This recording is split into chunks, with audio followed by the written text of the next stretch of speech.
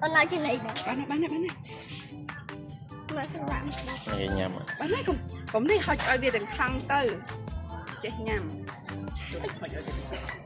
Giặt về lùi chú sạp bạn lùi tôi sao bạn lấy đấy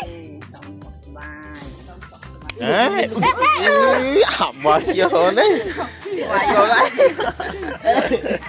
Từ bị nhạo vậy ấy ở đây Không, không màu màu trắng vô Đừng nghe nó bu hả? trời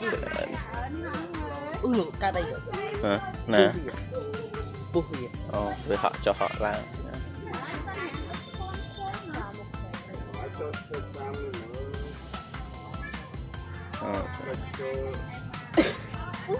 cái chết xe thầm đắng mấy cái mà đâu không tin Nó cái đạo từ từ dài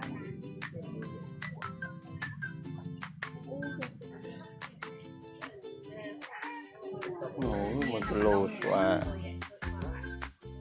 Nộ một lời làm chơi ạ một chồng chơi ạ ta đi vào cái chỗ mà lại thế này sẽ xì cọp chân tì á này ở xì cọp Nè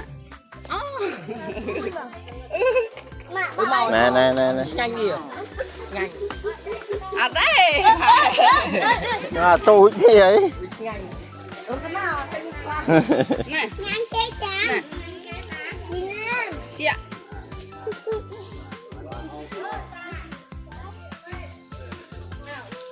mà xong chân tì xì tiếp mấy bòn mà ơi mà ơi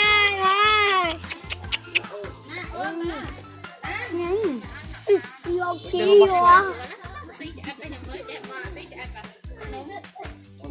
tôi no à tí tẹo tí là bóc ta này trán với khai dương về nhỉ rồi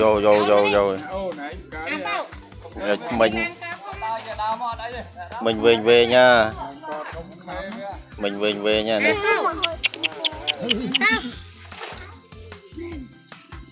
máu à, để con đỡ đó đâu máu.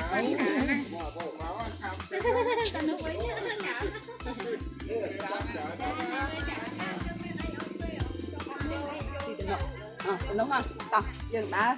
Tao chọc cục bên tí. Đâu đi ạ?